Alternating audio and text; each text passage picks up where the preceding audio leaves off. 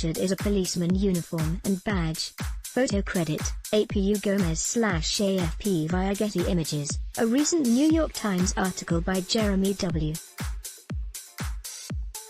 Peters claims it is a fact that black people suffer disproportionately from police brutality. He also asserts that President Donald Trump's rejection of this accusation is racially inflammatory. To the contrary, comprehensive facts show that this allegation against police is false. Furthermore, this deception has stoked racial divides and driven people to despise and even murder police officers.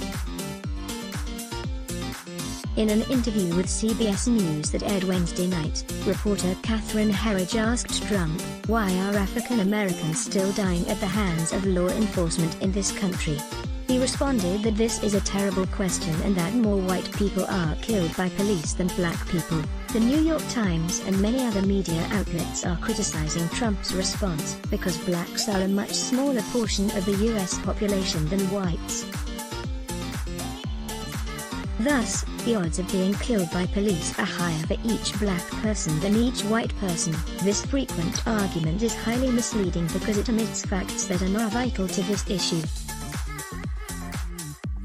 As detailed in a 2018 paper in the journal Social Psychological and Personality Science, the most common means of testing for racial disparity in police use of deadly force is to compare the odds of being fatally shot for blacks to the odds of being fatally shot for whites. That logic is flawed because it relies upon the false assumption that white and black people commit life-threatening crimes at the same rates. The rational way to analyze this issue is to compare the odds of being fatally shot to each race's involvement in those situations where the police may be more likely to use deadly force.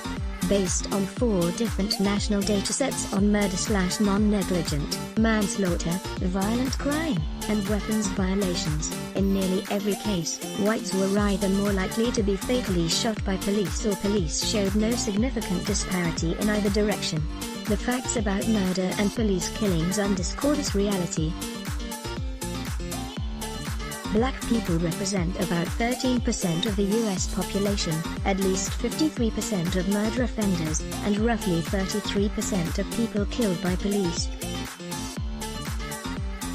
The Supreme Court's 1895 ruling in Tennessee v. Garner forbids police from using lethal force except in situations where there is a genuine risk of death or serious physical injury. In 2015, The Washington Post found that over the prior decade an average of about 5 police officers per year were indicted for violating this standard, and only 1 per year was convicted. Likewise, a study conducted by the left-leaning Center for Policing Equity reveals that police are 42% less likely to use lethal force when arresting black people than when arresting whites. Yet, the authors of this study buried that data on the 19th page of a 29-page report and wrote an overview that gives the opposing impression. Taken together, the facts above disprove the claim that black people suffer disproportionately from police brutality. Yet media outlets routinely ignore these facts or report them in isolation so that their implications are obscured. Meanwhile, they widely spread the counterfactual message that has inspired racial strife, hatred of the police, and slayings of officers. For example, before Ismael Brinsley murdered New York City policeman Rafael Ramos and Wan Jen Liu in 2014, he posted on Instagram, "I'm putting wings on pigs today. They take one of ours, let's take 2 of theirs. #shoot the police, #RiPeriv Gardner and #Rip Mike Brown. This may be my final post." During a 2016 Black Lives Matter protest in Dallas, Texas, in which the crowd chanted "Hands up, don't shoot," Micah Johnson killed 5 police officers. During standoff negotiations, he said he wanted to kill white people, especially white officers. All of the policemen he murdered were white. 10 days later, Gavin Eugene Long shot 6 Baton Rouge, Louisiana, police officers, killing 3 of them. His suicide note stated, "I must bring the same destruction that bad cops continue to inflict upon my people," meaning people of color.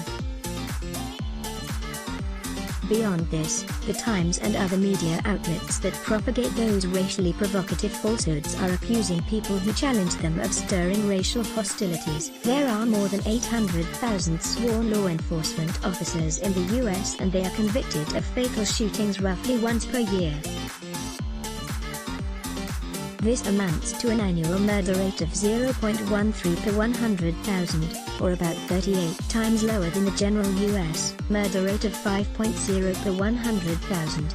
Police are vetted for criminality, and thus, they should be much less likely to commit murder than the average person.